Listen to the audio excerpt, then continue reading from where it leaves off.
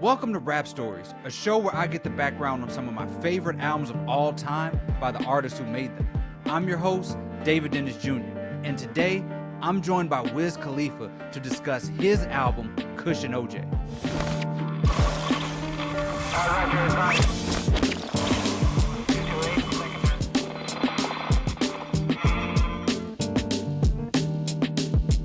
Now y'all know there was no way I was going to have a Rap Story show highlighting some blog era classics and not mention the most classic blog era project, Wiz Khalifa's Kush OJ.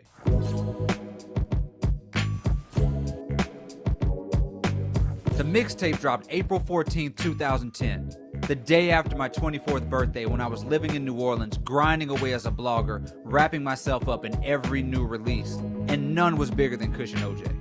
Wiz had established himself as a fan favorite, earning buzz as a new torchbearer of stoner raps. And by the time Kush OJ dropped, the demand was at an all-time high. The album was trending #1 for 4 days straight and overwhelmed servers across the internet. When we were finally able to download it, we got a classic that displayed Wiz Khalifa in all of his musical glory.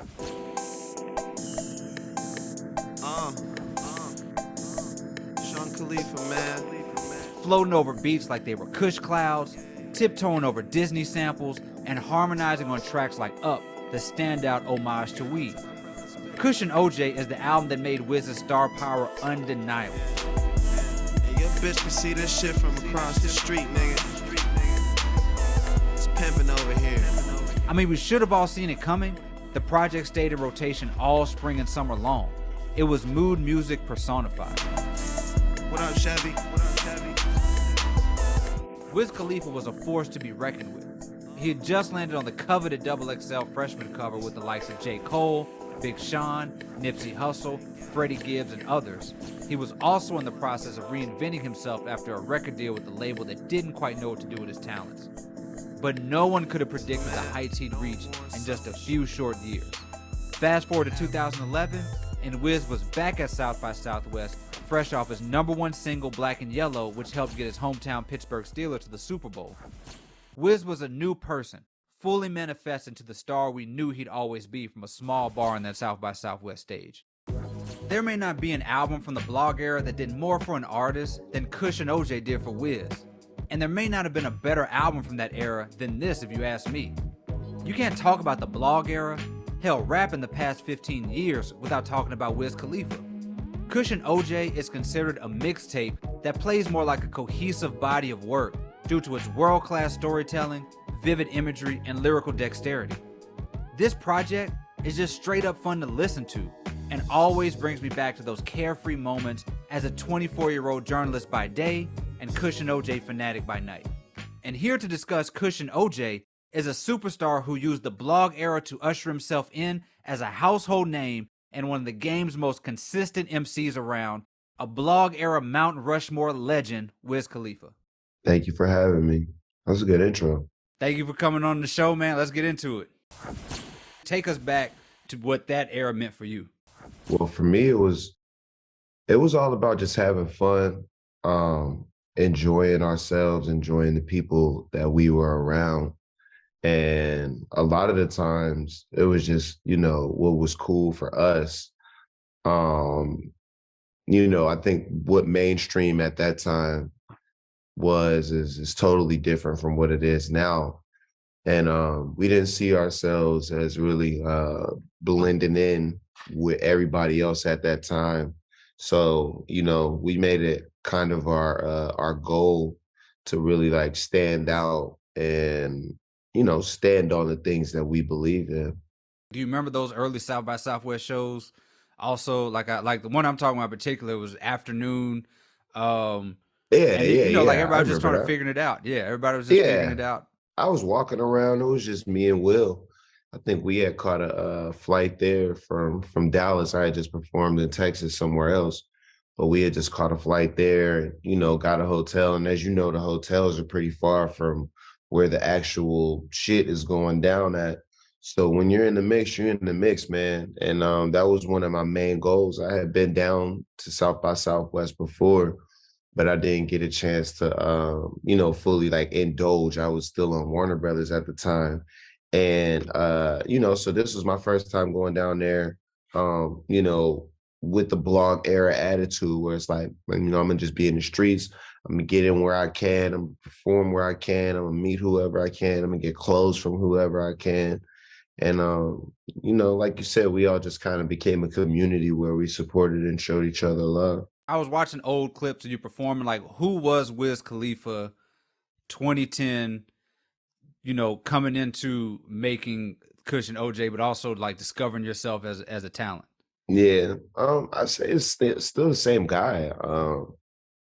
Really creative, really just trying to figure out a way to do, the things that I enjoy in a way that nobody's ever done them before. And for me, that's always just been by being myself. I never really, used too much craziness to stand out. It was mainly just based off of my love for the game, my talent, and my personality. And, at that time, a lot of things weren't really being documented or brought to the forefront or seen at that level. And I think I was one of the main ones to bring that point of view to where, a lot of us may or may not have been living that life at that time, but it was showing, what that consisted of. And people looked up to that. They wanted to be a part of that. Or there was some people who were already doing that. And it just wasn't being shown. So they were like, damn, Wiz, he fucking gets it. And that's kind of where I stood out at was, bringing the musical aspect, but also so documenting that shit too. The idea of like figuring it out is important because like there was just a crop of y'all that just knew, that seemed to just have the internet understood and figured out. I would put Currency in that list. I would say Smoke Diz would be in that list too. How did that sort of come about for you? It was still is. It's real life. It's based off of, how we communicate with each other. And that's what, brought more people along with us. It kind of was like a crowd that was in the shadows, was like videographers and fashion people and just different types of crowds that were, really important in the art game and, in what we do as far as the culture, but just blending all that together. And it wasn't intentional to go to the internet and be like, hey, this is our outlet for it. But being that, Twitter is free and YouTube is so free and everything was right there at our hands, it still is. We're able to push our agenda and our point of view and our narrative. And that's something that people grasped onto, is just the narrative that we were pushing and the attitude and the style of dress and the, influences and all of those things. It had come at a time when people really needed to be, brought up and, raised on that type of stuff. So it's a good time for all of us to just be able to express ourselves and explore and learn new shit, be around people who are like-minded as well. I think the definitive song of the blog era is Car Service. We're going to get into Kush and OJ, but I think Car Service is the song that takes me back to that place. This is one of my favorite songs of all time. Yeah, and I hear it. I'm right in 2010. I'm right, broke, eating pizza on 6th Street, and like just feeling that time period. Just talk to me about Car Service and how it's sort of aged, because you guys, when y'all are together, y'all still perform it. Yeah, definitely. We still perform that. That was a perfect song. For us just becoming friends, me and Currency. I think he had sent me like one or two songs before we did Car Service, or probably one, honestly. And it was an instrumental and shit. And he was like, yeah, we're just gonna do this little instrumental tape. I'm like, nah, nigga. The way we gonna do it is I got producers at the crib, and we're going to get some original production and we're going to make some real songs. So, that's why I sparked it like that. And I sent him, the verse and the hook, and he killed it. And I think at that time, it's just it's like these days when people know what's going to go viral, like I knew when I heard that beat and when I sang that hook and when I rapped those first couple bars, I knew at that time that was just going to be a standout, situation. And it was. Yeah, I actually posted it on Twitter a couple days ago, and there was a conversation about one of the great intro tracks of all time and great intro verses of all time for sure. Yeah, For sure. yeah. I mean, that stuff, I don't know how it happens for other people, but for me, that shit is intentional. So yeah, I definitely knew going in like that I was gonna make like a legendary, intro to that. I want to get into Kush and OJ, which is why we're here. The classic mixtape slash album slash project. When was the last time you listened to Kush and OJ? Uh Shit. In its entirety, probably last year because I had to do. No, I think it was maybe this year. Yeah, it was this year because I had to do the Smokers Club with Smokers Club, but I performed the entire mixtape there on stage. So yeah, it was this year, probably in the spring. What was that like? What was that experience like to go back, and revisit the album? I mean, what do you think, when you go back to it? It's good listening to it. It's fun, and it kind of like reminds me like exactly where I was at or what I was doing at the time. And it also puts me in a place where I'm like, damn, I was really saying some shit. Like whether it's manifesting, reality or where I'm at now, or if it's just my point of view from back then. It's really, really funny to hear the type of stuff that I was into.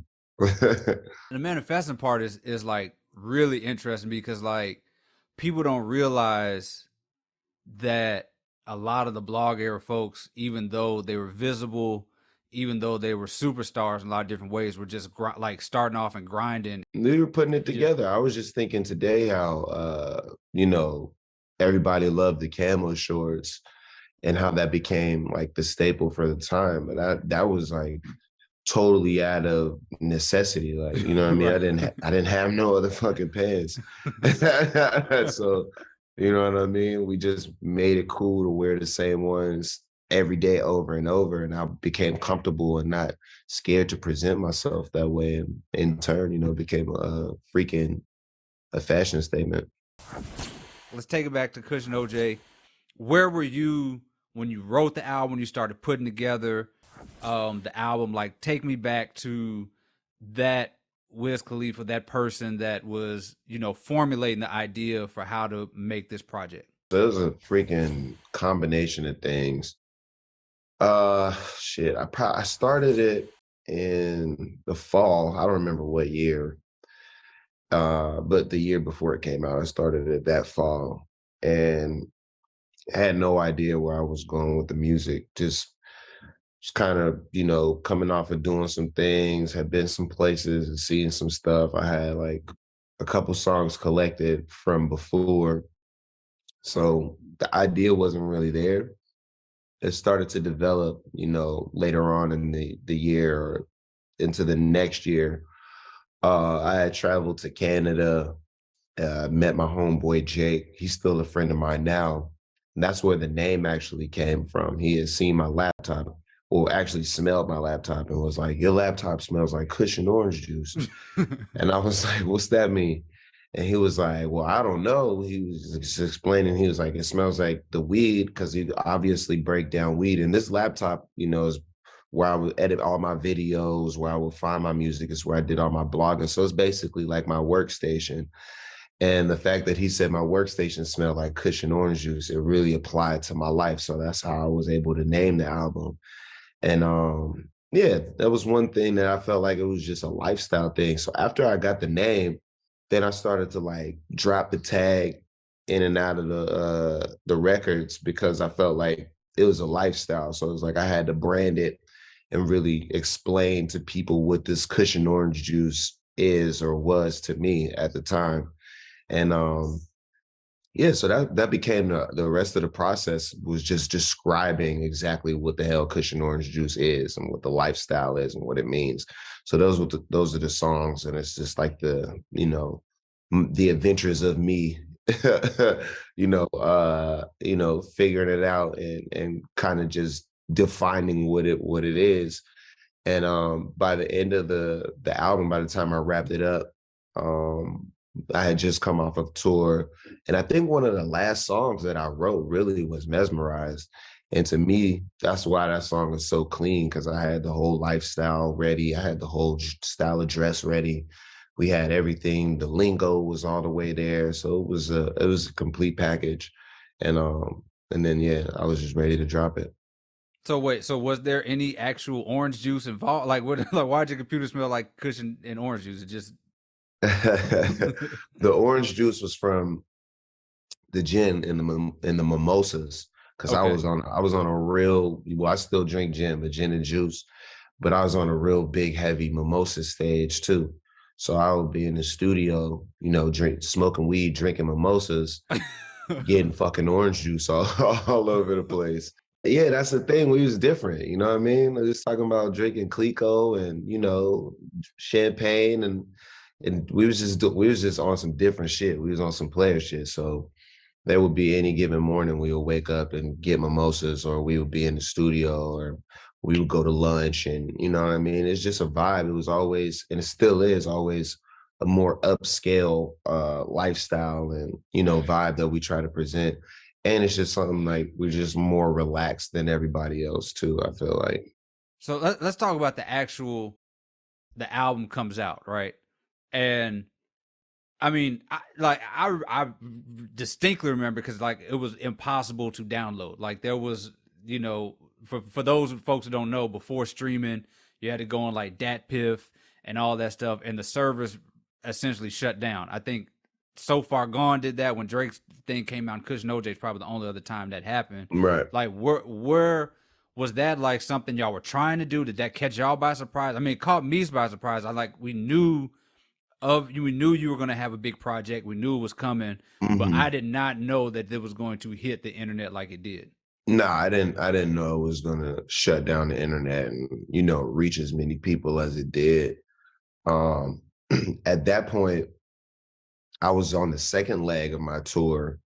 So I had already finished the mixtape. And before then, the only other project that I dropped online, like on Twitter and shit, was Flight School. And then we did How Fly with me and Currency. So those were like my first little, you know what I mean, in the internet world, where I was like, all right, cool. This is how you drop a mixtape. This is how you build a buzz. This is how you, drop videos, do this, that, and the other thing. And through that process, it, led me to being like dropping Cushion Orange Juice on my own. So leading up to it, I didn't know what to expect. I just put in the work and built up the anticipation, between my fans.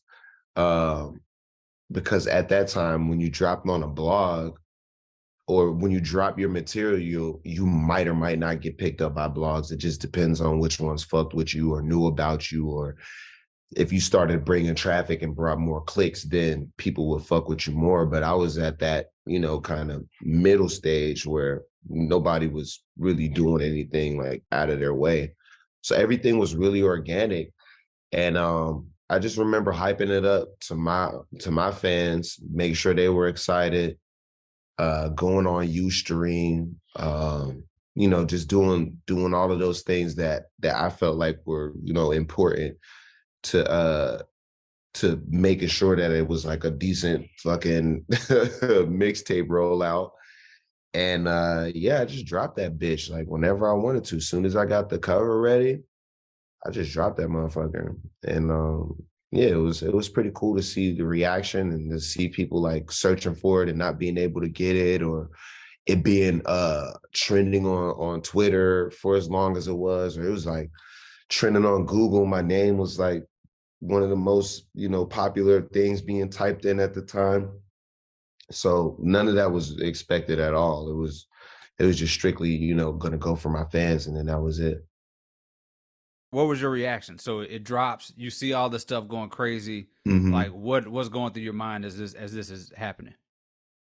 Shit. It was pretty like gradual for me. It wasn't like an overnight success or anything like that.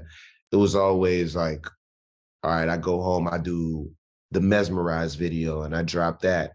And then I do the Kid Frankie video and I drop that. And then I go on tour and I start seeing, people's reaction. I do a couple festivals and things like that. And I think I did a video for Never Been as well.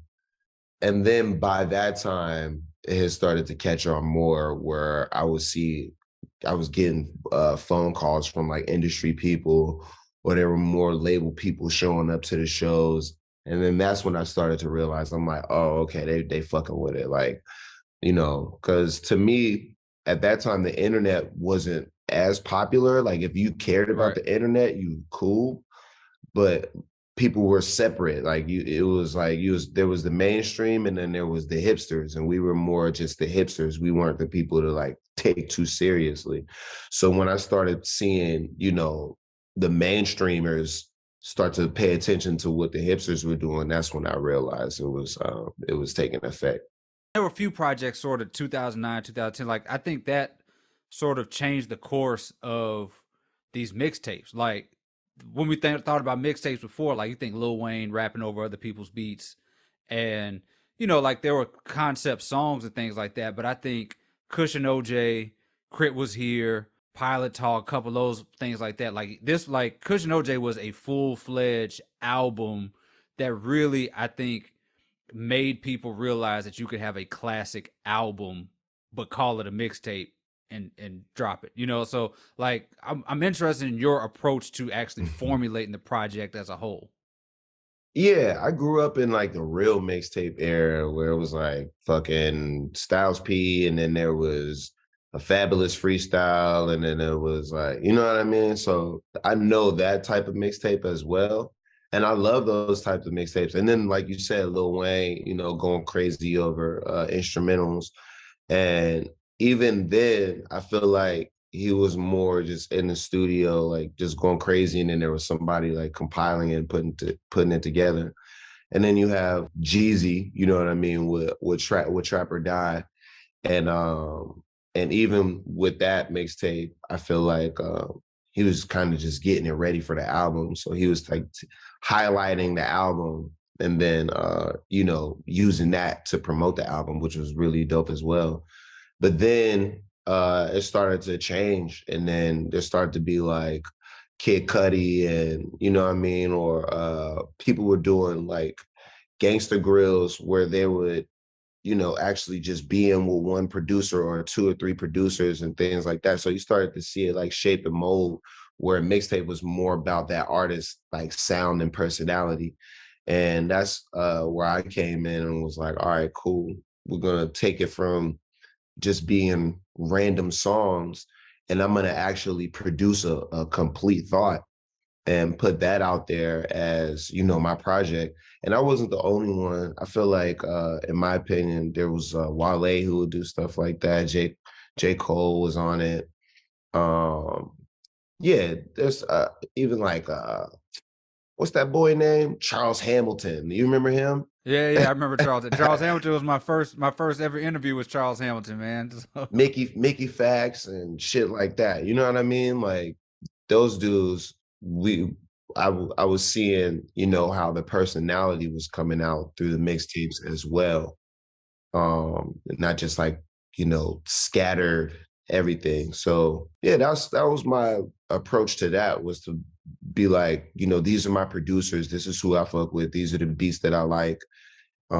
These are the concepts that, you know what I mean, like full song concepts, not just freestyles, like, you know what I mean, just different moments. And I definitely had a lot of practice leading up to that point. I think I did like 10 mixtapes leading up to that point.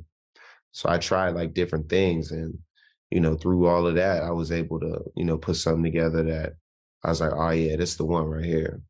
You got to clear this up for me. I saw this interview where somebody said you finished all the songs in one take. Each song was done in one take. Every song? Yeah, somebody said everything you did was in one take. Who said that? I want to say it was somebody at Rostrum who said it. I want to say it might have been Will, but it might not have been. It was an interview I saw. Somebody said you went in and did the whole thing in one take. If it wasn't one take, it was less. I don't even know how you do less than one take, but yeah. The whole thing was really, really organic. Yeah, there's songs like Up. That shit took like 15 minutes to write, maybe even less. Mesmerized, I had the whole thing like locked in when I went in the booth. So nobody ever even seen me writing that song. They just heard the beat and then they heard the complete song. Uh, in the cut, I remember hearing the beat on tour, and then we was randomly down the playground, and I'm just in my car going through beats, and then I just left and just went straight to the studio. Nobody even knew why. I just dipped. Just I had to record that motherfucker. Like a lot of those songs were right then and there, like on the spot. Like I knew like something was happening with them. So is that just you in the zone? Is that like how you normally do, or were you just like hitting on all cylinders at that time? When I'm being creative and like really, really sensitive, I can have an idea whenever. And the quicker I get those ideas out, the better. And at that time, a lot of stuff was flowing because, like I said, I was on tour. Social media was new. I was traveling a lot, meeting a lot of new people, just staying in random places, sleeping on couches and stuff like that. So I had a lot of material. You Currency, those folks kind of ushered in this new era, stoner rap. Like, why do you think this type of rap about weed resonated sort of in a different way than like the Snoops and the Devin the Dude type? It sort of brought it to a new generation. That's a good question because to me, the Snoops and the Devin the Dudes are the ones who made it relevant to me. Bone Thugs and Harmony, Dipset, Lil Wayne, um, those are all dudes that smoke a ton of weed and stood by it and put it in their raps and smoked it on camera and things like that. So we just came up behind them doing what we seen them do. And I was going to really shout out Devin the Dude because keeping the integrity of the music as well as smoking a shit ton of weed has always been a big thing as well. And I love Snoop. Not to say that his music doesn't have integrity, but there's just a different type of lyricism, a different type of production and things like that. That if you listen to all of these people, you'll get a complete package of what it is to be a good weed artist. And that's what we were able to do. We came up on a complete package. We got some real good OGs, Method Man and Redman. We got really good examples of, how to rap and smoke pot and be cool as hell. So we just sticking to the script, and it's what worked for us is just being organic and being original. What I seen the most on my way up was a lot of people were scared to do that shit. Like they were smoking the cut or they were like hit some weed and then go jump on stage. And I'm like, that's weird. Like if you smoke, just do that shit like in public. Just do it in front of everybody. Like quit hiding that shit. And that's where we changed our generation is we showed a lot of motherfuckers like it wasn't that bad. And we would just spark up places that people would trip out on the first 20 people who tried to light up, and we would light up, and then they'd be like, oh man, you let them do it. It's all right. So blah, blah, blah. So, just seeing that and, people being able to function and be peaceful and get their business done. And, I think in our profession, the more people who like smoke weed, especially with as many people that we deal with, they'll be a lot better, especially if you can function. Like if you're not just like, zonked out on weed and shit like that. Like if you're able to smoke and conduct a conversation and get through your day, like go for it. That was important too, because it was like you don't have to be like high out your mind to enjoy weed. You know what I'm saying? Like y'all can just do weed, like smoke, and then just like function and make music and just do normal stuff. Yeah, that's the point. Like the point's not to get freaking stoned out of your mind and just be done. Like the point is to smoke weed and get money. Right. And so I mean, that's ideal. that's the way to go. Obviously weed is a huge theme in the album, but like going back and listen to it now, like one of the themes that like I can't get over is that like you taking somebody's girl every verse on on the album. It's just so like it's such a very like you know, like a very hip hop staple thing to do, but also like kind of the time, kind of like a young dude thing, and it's just like all through the album. I mean, I don't know, Yeah. just talk about that, like that sort of bravado, that sort of shit talking. That's like very very much a part of this album. Yeah, I mean, shit, I was young and I was really just like surprised that girls like me. Mm. I'm like, y'all usually like street dudes or, the majority of like tough guys or athletes or whatever, whatever. But I smoke pot and, you know, dress how I dress and blah, blah, blah. But it was really, really easy to kind of like come up and, you know, change how people were thinking. And yeah, it was a surprise. So it's definitely in there a lot because of how caught off guard I was at my ability to do these things. It makes you want to clutch your girlfriend a little bit closer and go through a phone a little bit, you She's know. safe now. She's cool. Obviously, it broke the internet. Obviously, um, you know, it was on the mainstream places. It, I think, you know, became something that was treated like a classic album. And it puts you in a new stratosphere in terms of artists and people you were with in your, you know, in your circle and things like that. We talked about a little bit of the spoken weed stuff. Like you're meeting, I'm assuming at this time you're meeting the Snoops, you're meeting the Devin the Dudes. Like who are some of these artists that were probably you were the most excited to actually share a joint with, or any stories of like smoking weed with some of your heroes or anything like that? Yeah, man. Or your favorite artist to smoke with? Yeah, Rick Ross was really cool. He still is really cool, but he was super nice to me on my way up. Invited me to his house, gave me a ton of weed to smoke, took me and Currency shoe shopping. Uh, yeah, he's always been a solid guy. Rick Ross has been the homie forever. Um, of course, Snoop Dogg, like you said, just meeting him, he's been an idol of mine and somebody who I literally would watch on TV and be like, I want to smoke with him. I want to chill with him. I want to hang out with him. I want to be on stage with him. I just want to do backgrounds for him. And I've been able to, and I had the opportunity to do it, and it was so freaking cool. And it's cool every time. Juicy J, another person who I always looked up to and was always one of my favorite artists. And just being able to, meet him, smoke with him, chop it up, and be a best friend to him has been really exciting. And at this time, I would definitely say Puff Daddy. He came out of nowhere and just admired my whole flow, my whole style.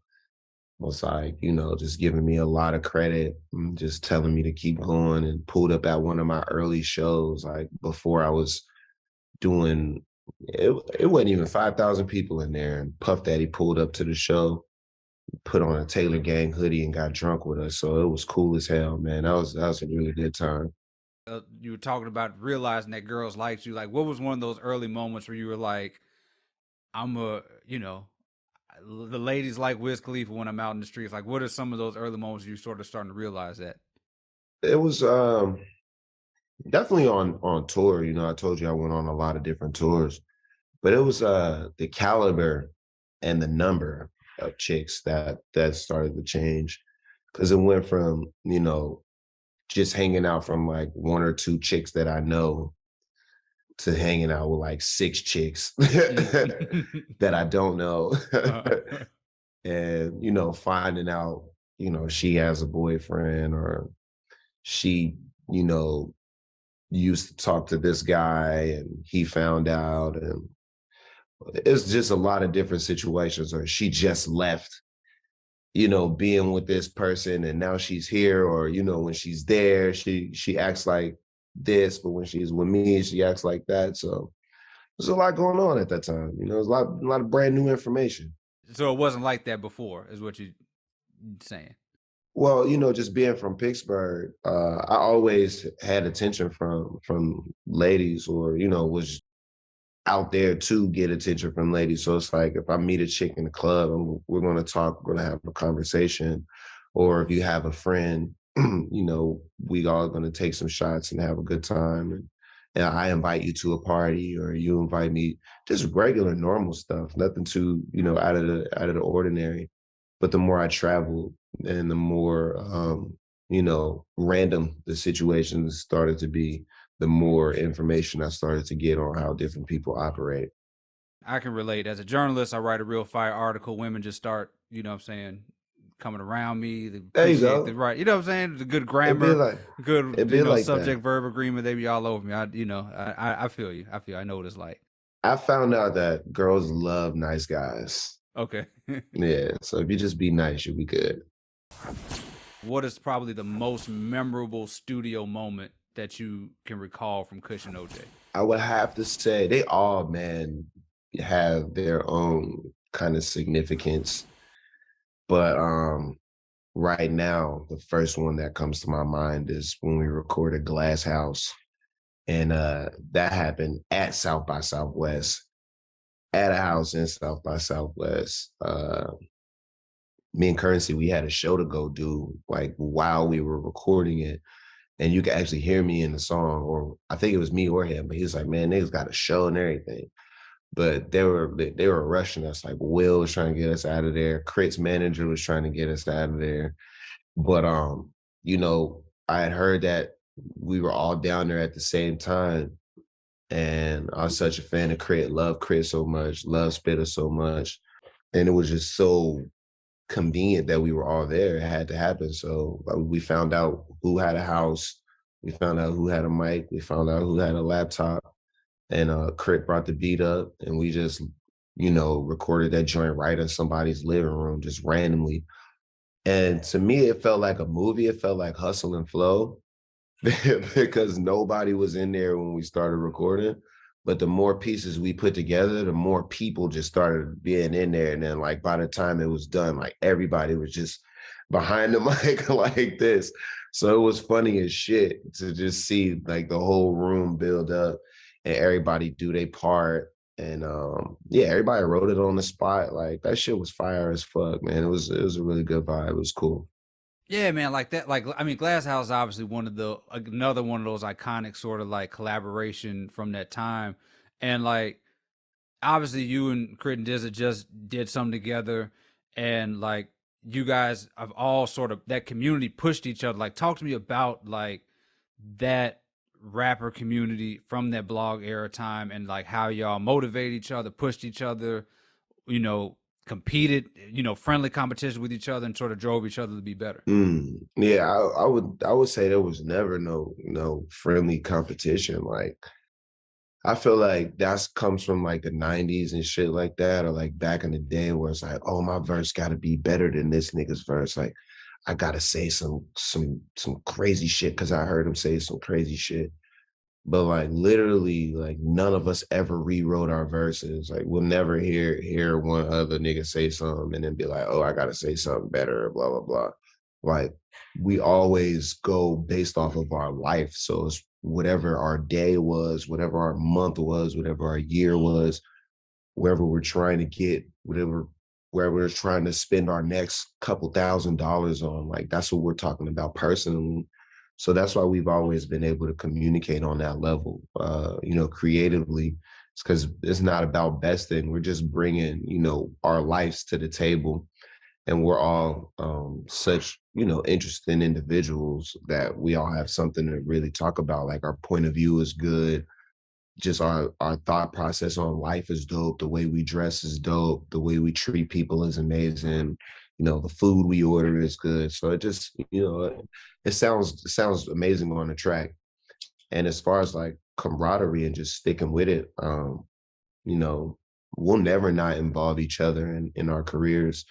There's definitely, not to say anything about anybody else from that time, but there is people that the more that they've done, the less that they start, the less that they work with the people who are around. But we're not like that. And we'll never be those types of people where it's like we get to a certain point and don't involve the same ones who we've been with. I still can't, wrap my head around just sitting around drinking mimosas like that. What was you like the essential Wiz Khalifa in the studio kit for then back when you were making this?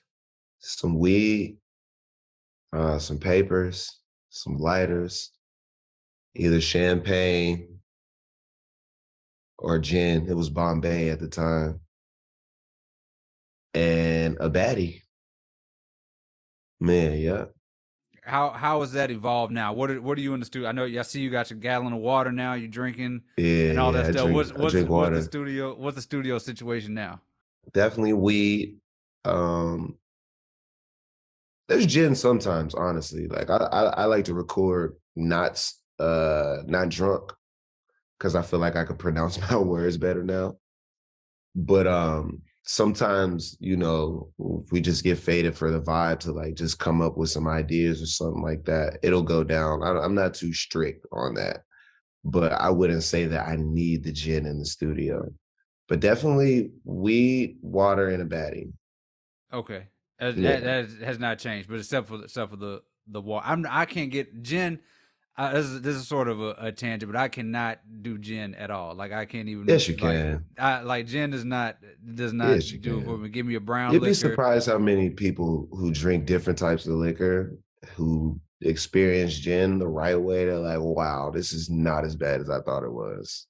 So what do you like? So what do you like? What kind of gin? Like you said, Bombay back then. Are you doing like a nice fine sipping gin or something like that now? Yeah, What do we talk I about? got my own company now. It's called McQueen and the Violet Fog.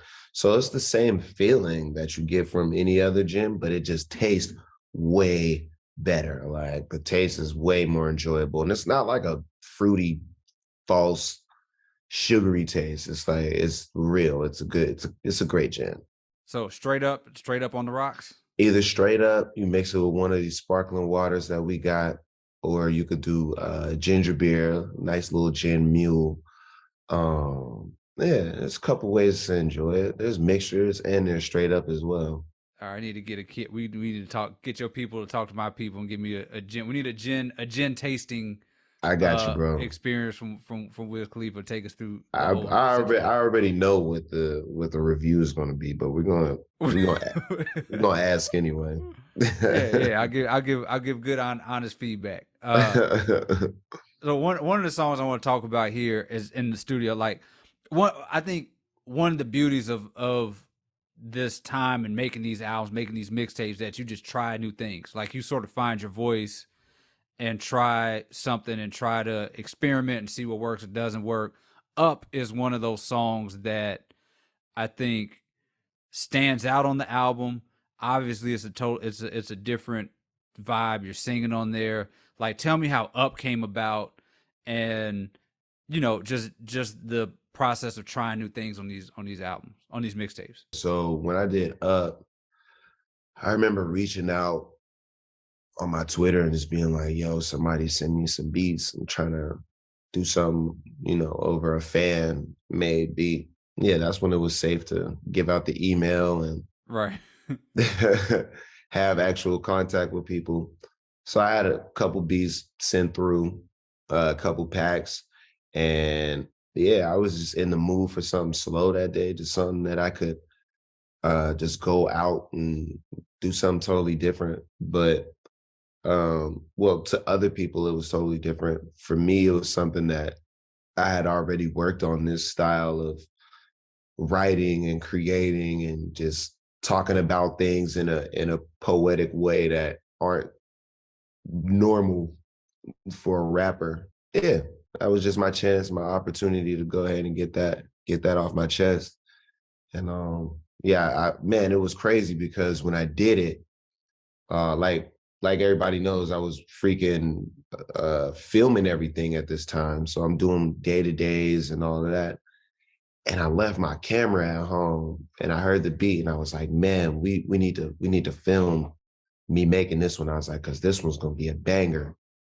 And I sent one of my partners to the house to go and get the camera. By the time he got back, the song was completely done. So I was happy, but I was like, damn, yeah. And that was, again, you said that was a quick record. What is the sort of fastest it's taken you to like make a record that you like, that you love? Usually 10 or 15 minutes, like a real 10, 15 minutes to do, both verses, hooks and things like that. Yeah. That was the first time that I've done it like that. And since then, every song, like I figured like if it's a hit like that, or if it's a banger, if it's a classic, um, it's gonna take me that long to at least just get straight through the song. So that's normally what happens. It just start from the beginning and it just goes straight through the song. And then by the time the song is done, then I'm done. That's insane. That's Yeah. insane. So it's like quick studio time. You're not getting through too many mimosas right there while you're doing while you I'm making probably music. like 5 mimosas in at that point. The other one is Still Blazing. I think is another sort of creative, different sort of sound. What can you talk about Still Blazing a little bit? For that one, I kind of just explained it at the beginning. Like usually I make a weed song, so here go a weed song. That was kind of like a tag phrase that I was using at the time, like for my mixtapes. So I had maybe like 3 mixtapes before that I just dropped. And at the beginning of each one of them, I said, usually I make a weed song. So here go a weed song. And then, so for Still Blazing, same thing. Followed up on that. What is a song that you go back and end up replaying a whole lot when you go back and think about this album? I think I listen to Visions a lot. That's one of my favorite ones.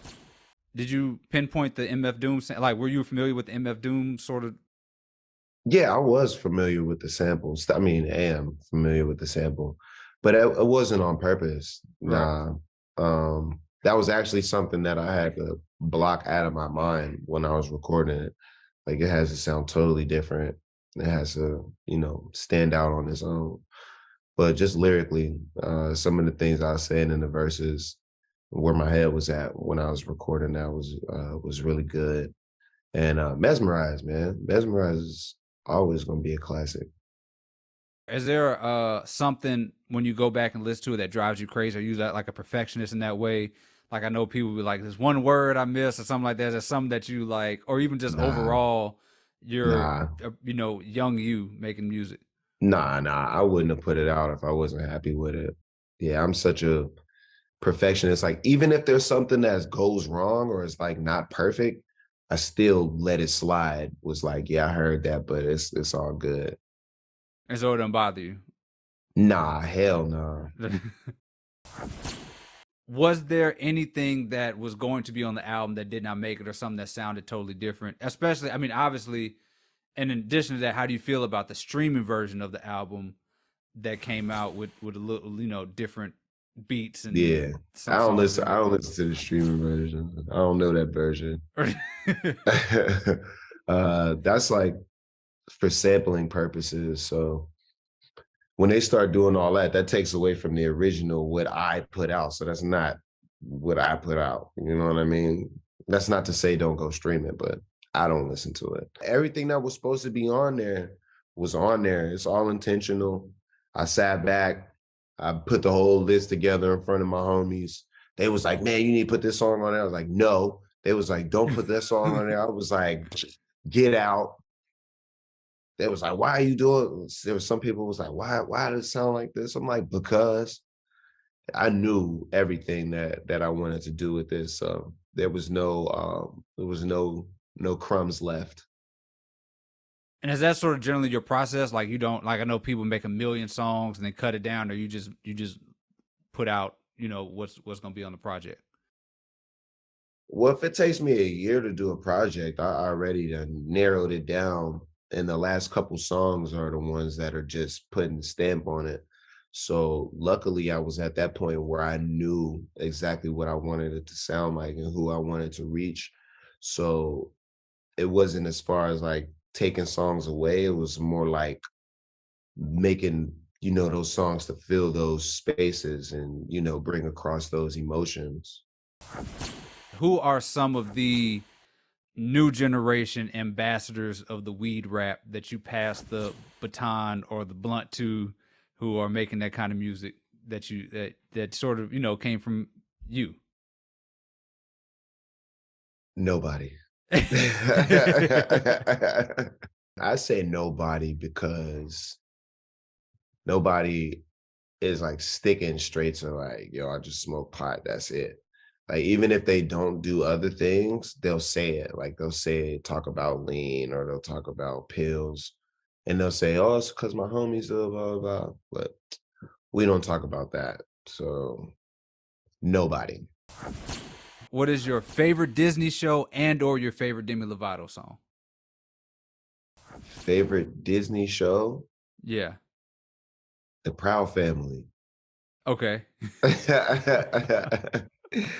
Favorite Demi Lovato song? Uh,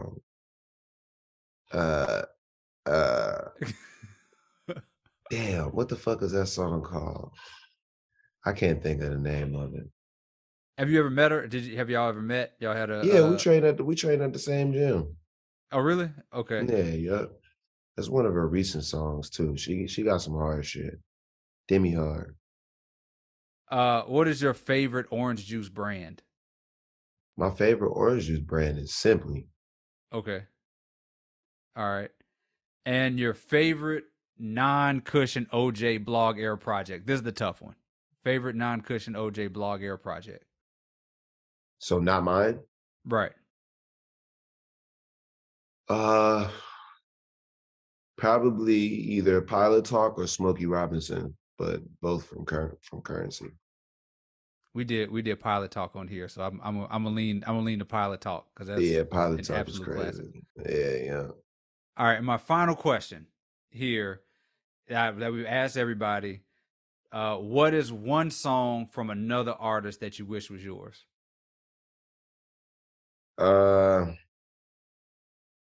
One song from another artist that I wish was mine. Gin and Juice. That's a good song. It is absolute classic.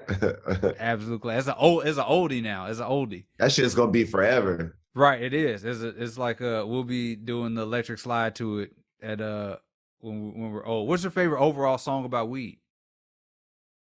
Shit, my favorite overall song about weed. Let me think. There's a lot of weed songs. I guess like 5 on It got to be like the most popular. You know what I mean? Like that's got to be the the stoner, the real stoner. And like when you start getting put on game and shit like that. Yeah, we'll start with 5 on It. We'll go with that one. Classic. Mm-hmm. Weed song from somebody who made a classic album about weed. Wiz Khalifa. Thank you so much for being here. Thank you, man. Being here, man, talking about, like, again, an undeniable 5-star classic that changed the game, changed your career, obviously changed the way people looked at the blog era, looked at projects that came out of the blog era, opened the door for a lot of people to be seen, and a lot of the art that was coming out of that time. So, incredibly influential work. Thank you so much for making this project. Thank you for coming here.